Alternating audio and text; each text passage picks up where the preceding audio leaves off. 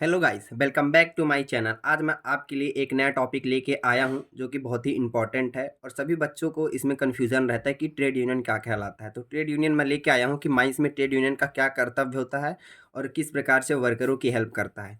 तो trade union सबसे पहले मैं आपको डेफिनेशन बताऊंगा ट्रेड यूनियन क्या कहलाता है, उसके एडवांटेज, डिसएडवांटेज और पर्पस क्या है। तो सबसे पहले मैं आपको डेफिनेशन में आता हूँ। ट्रेड यूनियन किसी भी इंडस्ट्री में यह कर्मचारी का एक ऐसा संगठन है जो एम्प्लॉय के निर्णय के लिए अपने पक्ष में प्रभावित करता है, साथ ही साथ अपने वर्कर को तकलीफ के समय हेल्प करता है और उनकी प्रॉब्लम को हल करने में हेल्प करता है। वो ट्रेड यूनियन कहलाता है।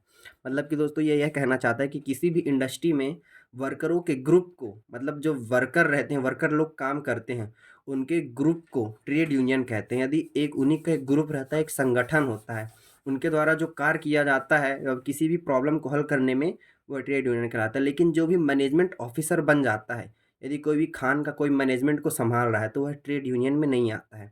आप जैसे कि सरदार, shot firer, overman, senior overman तक आप यहाँ पे ट्रेड यूनियन का हिस्सा रह सकते हैं। यदि आप मैनेजमेंट ऑफिसर बन जा रहे हैं माइंस में या फिर उच्च पद में चले जा रहे हैं, तो आपको ट्रेड यूनियन का हिस्सा छोड़ना पड़ेगा। ये ट्रेड यूनियन कहलाता है। ट्रेड यूनियन एक बार और आपको अच्छे से समझा देता हूँ। किसी भी इंडस्ट्री में यह कर्मचारी का एक ऐसा संगठन है जो एम्प्लॉय के निर्णय के लिए अपने पक्ष में प्रभावित करता है, साथ ही साथ अपने वर्कर के तकलीफ के समय हेल्प करता है और उनकी प्रॉब्लम को हल करने में हेल्प करता है। ट्रेड यूनियन कहलाता है। तो आप समझ गए क्या कहलाता है। किसी भी इंडस्ट्री में वर्करों के ग्रुप को हम ट्रेड यूनियन कहते हैं। उनके द्वारा किसी भी कार्य को किया जा सकता है। मैं अब उसके पर्पस को लेके आता हूँ कि उसका पर्पस क्या बोलता है। तो दोस्तों इसका पर्पस ये है, पॉइंट वाइज है, आपको पॉइंट वाइज में ज़्यादा समझ में आएगा। कर्मचारी के वेतन रिलेशन में बातों को तय करना। यदि कर्मचारी को कम वेतन मिल रहा है, तो उसको रिलेशन में हम वहाँ पे बात करेंगे कि नहीं, इस लड़के को वेतन कम मिल रहा है, इसलिए यहाँ पे उसको वेतन मिलना चाहिए। अब दूसरा आता है कर्मचारी कर्मचारी के लिविंग कंडीशन में सुधार करना। यदि कोई वर्कर को अच्छे से रूम नहीं मिल रहा है, कुछ भी रहने के लिए नहीं मिल रहा है, तो उसको हम अच्छे वेतन के लिए वहाँ पे बात करेंगे मैनेजमेंट ऑफिसर की, व्यक्तियों को रहने में प्रॉब्लम हो रही है, आप इसलिए यहाँ पे क्या करें।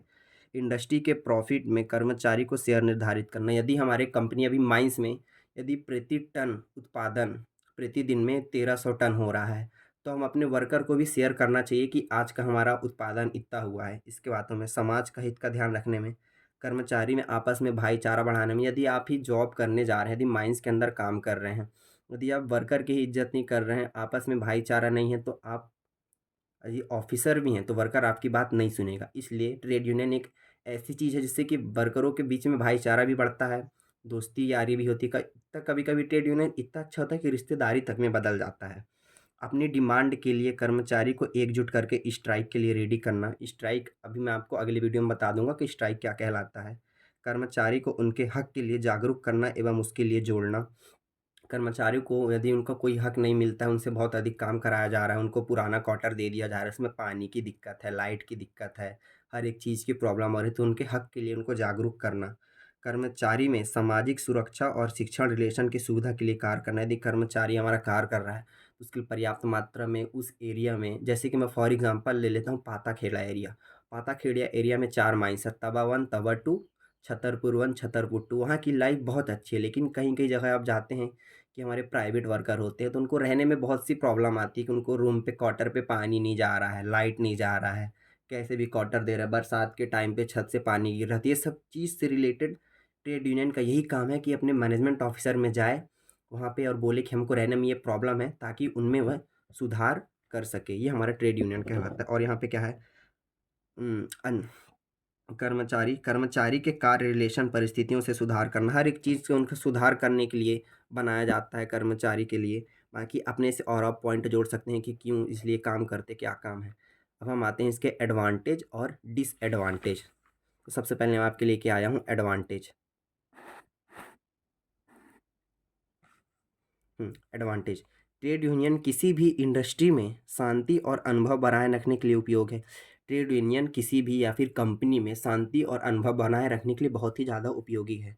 मैनेजमेंट और वर्कर के सहमति बनाने के लिए उपयोगी है। जैसे मैनेजमेंट है, मैनेजमेंट ऑफिसर और वर्कर दोनों के बीच में एक बहुत ही अच्छी कड़ी है कि मैनेजमेंट डायरेक्ट वर्कर के संपर्क में आता है और मैनेजमेंट के थ्रू एक हमको क्या बोलते हैं, एक लीडरशिप क्वालिटी मिलता है कि जैसे कि हमारे बीच में मैनेजमेंट ऑफिसर जैसे कि कोई है हमारा, फॉर एग्जांपल मैनेजमेंट ऑफिसर कोई भी हमारा, एक राम राम नाम का लड़का है मैनेजमेंट ऑफिसर, और उसके अंडर में एक ओवरमैन होगा, सीनियर ओवरमैन होगा। तो ये क्या बोलते हैं, वर्कर और मैनेजमेंट की एक बहुत ही इंपॉर्टेंट कड़ी है, जो कि हमारे लक्ष्य को प्राप्ति के लिए बहुत आसानी से किया जा सकता है।